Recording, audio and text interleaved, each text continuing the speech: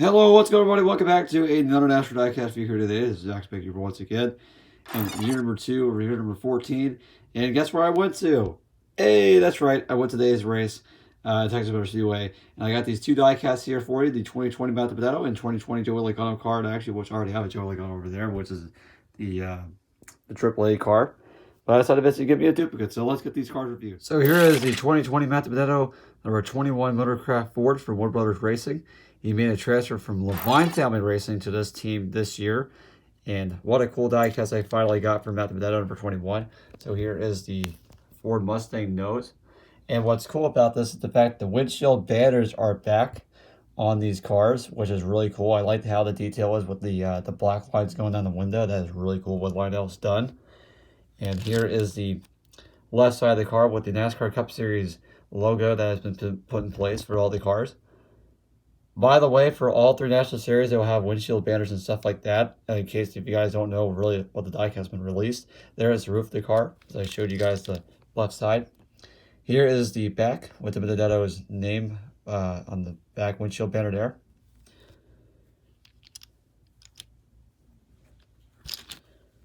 Here's the right side of the car, same side as the left. And that is the number 21 DiBenedetto for 2020 this year. On to the next car and final car of the review, which is Joey Logano's Shell Pennzoil Ford for 2020. So here's the final car of the review, which is Joey Logano's 2020 Shell Pennzoil Ford from Team Penske. And this car is looking really nice. So I'm going to go over this diecast. It's pretty much just the same from before. Actually, except one thing, there's a black splitter on this car this year. There's the Mustang nose. And by the way, I actually want to say sorry for my scratchy voice. I actually yelled a whole lot to where I almost lost my voice at the race. Just to let you guys know. There is the Cup Series windshield banner there. Very nice and sexy there. Here is the left side of the diecast. Oh yeah, when I opened it up, I found a couple paint chips. Nice job, Lionel. Like, so there's the roof. Deco in the back of the car. Here's the right side of the car, same side as the left.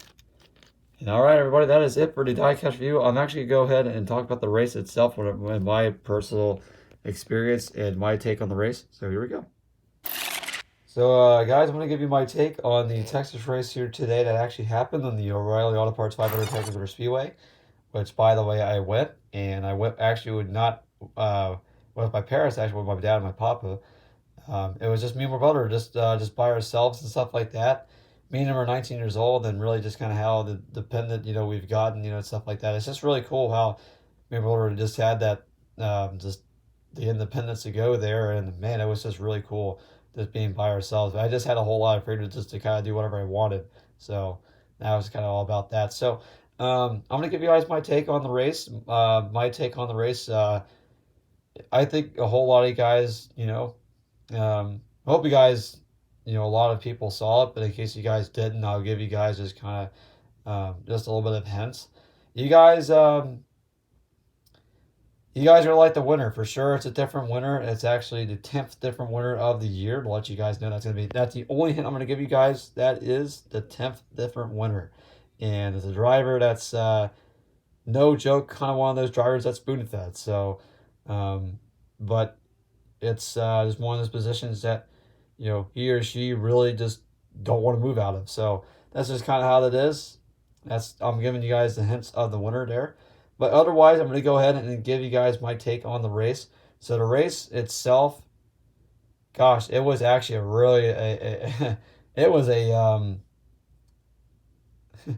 a hard slap of the stomach for sure, man. It was a very, very intense race, especially in stage 3. But overall, it was really good, with the exception of everything that was in the race. Everything that was and everything that's in a race, it's technically crashes, penalties, good racing, good hard racing battles and stuff like that. That was all in this race here today. Multi-groove racing for sure. So honestly, Texas Motor Speedway, how it's been repaved and reconfigured. Turn 1 and 2 are smaller than 3 and 4, but however, that corner, honestly, it got a little bit better with the multi-groove racing. There was, There was drivers running the middle side of the racetrack, and so as well as the bottom. Both lanes were working. Mostly the middle line was pretty much just, or the high line technically is just only a two groove racetrack. There's not really a whole lot to it, but maybe a little bit three wide. Honestly, you can run the middle of both lines, the inside and the middle line. You can kind of be in the middle, making three wide. Um, you can be there. It's just not gonna be easy whenever you come off the corner because honestly, whenever you are three wide, you just lose a whole lot of momentum. So, um, but multi-group racing was in there for sure. Not really a whole lot of battles actually for the race lead happened during stage one and stage two, unfortunately, because just kind of how that was. It was just really kind of one of those type of those races in stage racing. It's like it's so boring. You know what I mean? Not really a whole lot happened besides Jimmy Johnson hitting the wall early on and Christopher Bell with that amazing save during the stages and stuff like that. That was awesome from Christopher Bell. He went sideways in 3 or 4. He technically went about from the middle of the corner and off the exit was just sideways. That was really cool. But stage three was really crazy as it was. Um,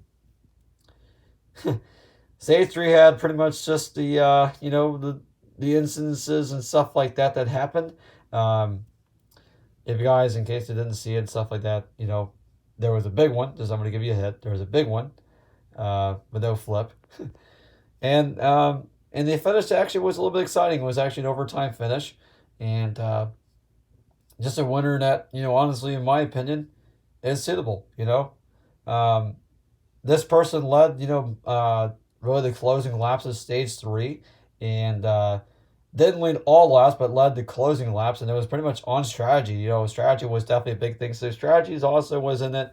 Um, there was drivers that really stayed out to actually make it, on fuel and stuff like that. And there were some drivers that actually went in and pitted, and actually went in and had played it safe and stuff like that. And whenever the caution came out the right time and the right way, it gave them the track position. So that's kind of how it went, and that'll be it, basically on my take on the race. Actually, I'm gonna give you my on a rating, from 1 to 10. I'll definitely give it a 9 out of 10 for sure. Um, just kind of how the track is, kind of how Texas is now. It's developing. There's definitely more opportunities to go multi groove racing. The track is, by the way, aging as well, very slowly, but it just had to be given time, have multi groove racing. It had to be given time. It was just they've had to learn, from their the past that hey, we need to do this and this and this to make the racing good, and they did an awesome job. This race has been a whole lot better than the IndyCar race that happened this year at Texas. I'm definitely telling you that. But otherwise, that was really good. The PJ1 substance was laid down, and drivers used a lot of it, especially in the middle line of the racetrack. Good racing happened, this week, for all three national series, which I'm very happy of. I like to just have watched all three national series because honestly, I care about all three national series because it's NASCAR. NASCAR is, all three national series is a part of NASCAR. I have to watch it. For me, in my opinion, I have to watch all three national series because hey, I care about them. I care about all three national series. I wanted to see the up and coming drivers move up next year, and I want to see those guys move up into good positions, and especially Chase Briscoe and Austin Cindric and stuff like that to see where they're going. It's gonna be hectic next year, honestly. So it's hectic this year with rookie drivers. Cole Custer already won in Kentucky, and well, the next race we're going to is going to be a good one. Again, it's going to be on a weeknight, I think. It's going to be on Thursday. And it's at Kansas Speedway, which Kansas produces a lot of good multi-groove racing. It's not like two grooves of Texas, but, for Kansas, it is awesome. And there's no PJ1 substance there for whatsoever. It does not need it. It has just got everything, as a racing fan, or else if anything, it's got the multi-groove racing, which is awesome. It's more than two lanes. It's you're running up against the wall, you run up on the bottom, you run the middle line of the racetrack. You can run anywhere, and won't really necessarily have really any other problems. But that's my take on the race. thank you guys for watching, and I hope you guys basically watch the next race in Kansas, because I will. I'll be available to watch Kansas, so that's awesome.